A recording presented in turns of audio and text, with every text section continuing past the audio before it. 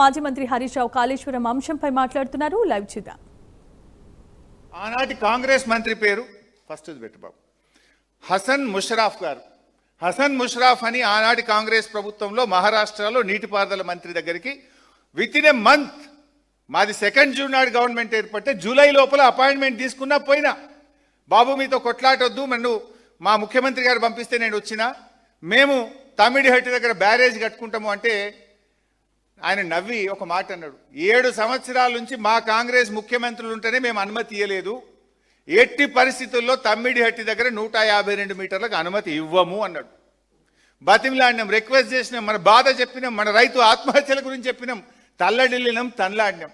చివరికి ఆయన ఒక మాట అన్నాడు, 6 నెలలు అయితే మాకు ఎలక్షన్ ఉంది, 5 ఏళ్ళకెళ్ళి మీ కాంగ్రెస్ గవర్నమెంట్ అడుగుతున్నాయి, మేము ఇయ్యలేదు, ఇప్పుడు ఎలక్షన్ల ముంగటి ఇస్తే మేము ఆగమవుతాం, మా రాష్ట్రంలో ఉద్యమాలు జరుగుతున్నాయి, మేము ఇచ్చే ప్రశ్నే లేదు, ఎలక్షన్ అయినాక రాపోని గప్పుడు ఏదంటే మళ్ళీ మాట్లాడదాం, ఎలక్షన్ అయ్యేదాకా ఇటాంకాలు రాకు అన్నాడు. సరే ఎలక్షన్ అయినాయి, ఆడ పోయింది, కాంగ్రెస్ ఓడిపోయింది, బీజేపీ గవర్నమెంట్ వచ్చింది. సరే ఈలోపు 16/8 నెల అంటే ఆగస్టులో ఇంజనీర్లు కలిసినారు. మళ్ళీ బీజేపీ గవర్నమెంట్ రాగానే గిరీష్ మహాజన్ గారు అని అక్కడ బీజేపీ ప్రభుత్వంలో నీటిపారుదల మంత్రి అయిండు. వెంటనే మళ్ళీ పోయిన మంత్రి అయిన వారంకే పోయిన దొరకబట్టుకొని, ఎవరో గౌడు మా సిద్దిపేటలో చిన్నగుండెవెల్లో గౌడు, ఆయన కాన్స్టిట్యున్సీల లీడర్, ఆయన ద్వారా తొవ్వ పట్టుకొని ఎత్తుక్కొని అపాయింట్మెంట్ తీసుకొని ఆయన దగ్గర పోయి తనలాడితే, బాయ్ సాబ్ మేమే ఉద్యమాలు చేసినాం, అరెస్ట్లు అయినాం, జైల్లో పడ్డాం, తమ్మిడిహట్టి దగ్గర పెంచొద్దని పోరాడిన వాళ్ళమే మేమెట్లా అనుమతిస్తామో అని ఆయన అన్నాడు. మన అదృష్టానికి గవర్నర్గా తెలంగాణ బిడ్డ విద్యాసాగర్ రావు గారు మహారాష్ట్ర గవర్నర్, ఆయన దగ్గరకు పోయి బతిలాడినా. ఆయన రాజ్భవన్కు ఇరిగేషన్ మినిస్టర్ని పిలిచి, చూడు భయ్ నేను కూడా గోదావరి జలాల మీద పాదయాత్ర చేసిన, ఇక్కడ చాలా క్రైసిస్ ఉంది, దయచేసి మీరు సహకరించాలని ప్రయత్నం చేశాడు, కుదరలే. మళ్ళీ కేసీఆర్ గారు 5వ ఐటమ్ 17 ఫిబ్రవరి 2015, అది కేసీఆర్ గారి జన్మదినం, ముఖ్యమంత్రి అయిన తర్వాత మొదటి birthday.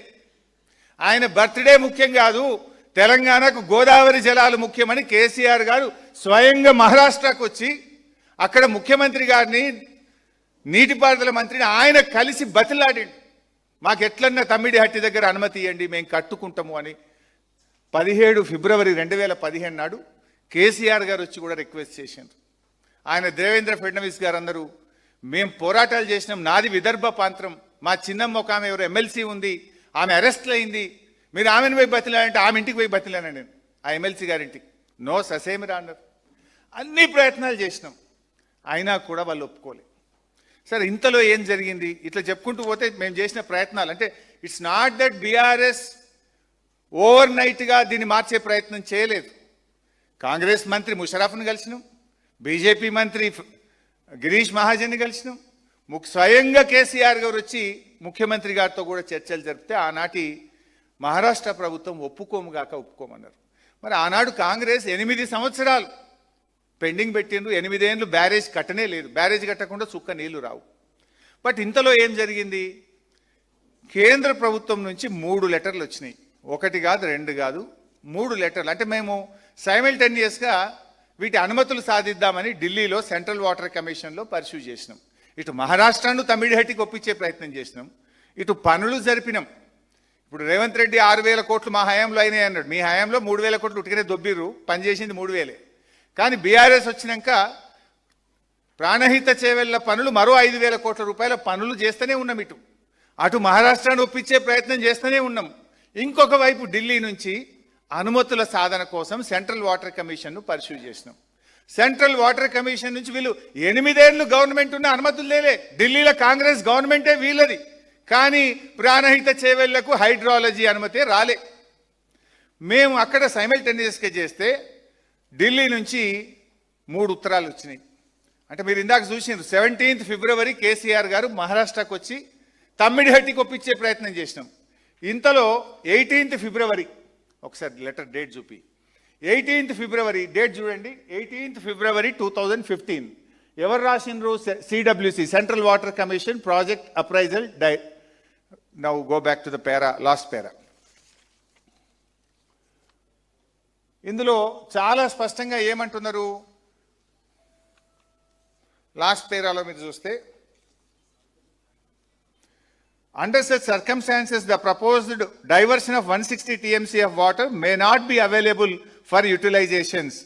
The strategy to meet out planned utilizations under such circumstances may be clearly brought out.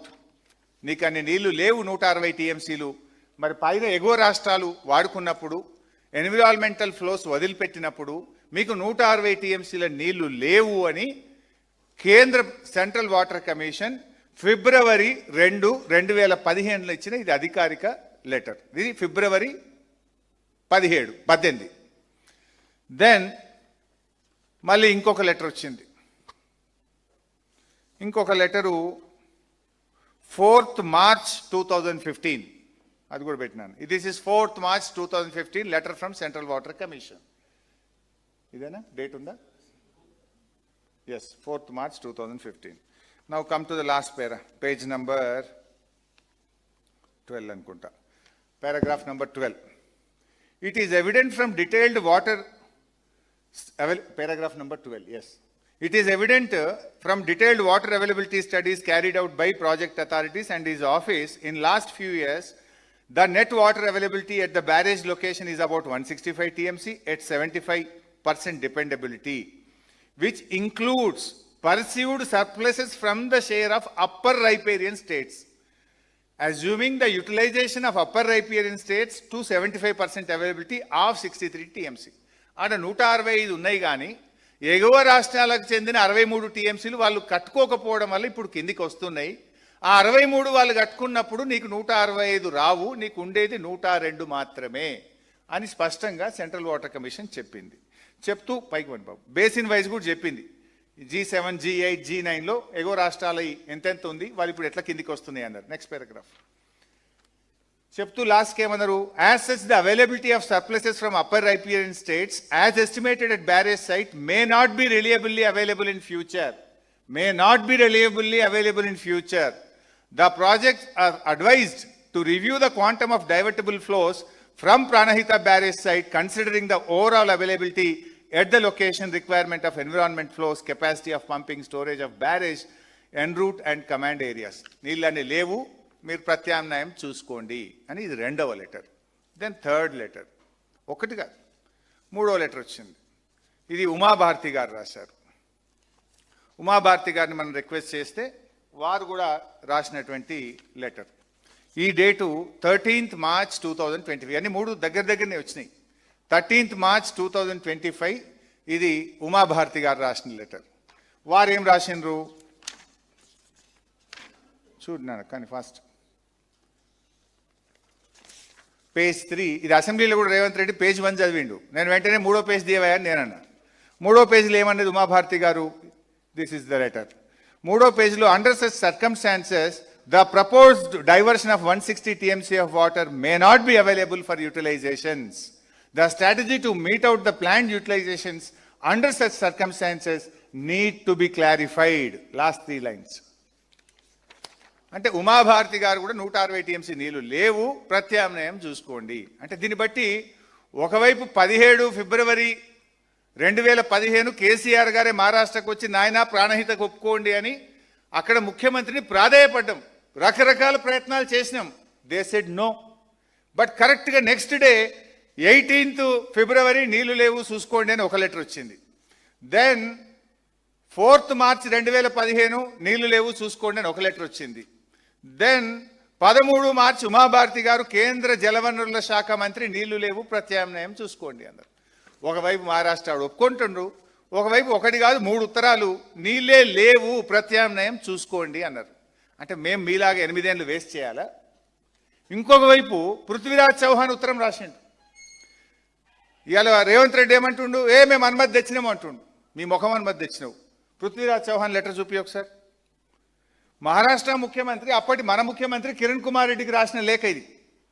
ఈ లేఖలో ఏం రాసిండు, 15 అక్టోబర్ 2015, 13. మరి నువ్వు అనుమతులే తెచ్చి ఉంటే ఈ ఉత్తరం ఎందుకు వచ్చింది మహారాష్ట్ర ముఖ్యమంత్రి నుంచి? ఏమన్నాడు మహారాష్ట్ర ముఖ్యమంత్రి గారు? It is also requested that Andhra Pradesh government should not proceed with unilaterally decided layouts under control levels as it may lead to unfruitful expenditure. నీ ఇష్టం వచ్చినట్టు 152 మీటర్ల బ్యారేజ్ కట్టుకుంటా అని నువ్వు ఇష్టం ఉన్నట్టు తవ్వుకుంటూ పోతే నువ్వు పెట్టే ఖర్చు వృధా అవుతుంది. నీళ్లు ఆ డబ్బులన్నీ నీళ్ళల్లో పోసినట్టే.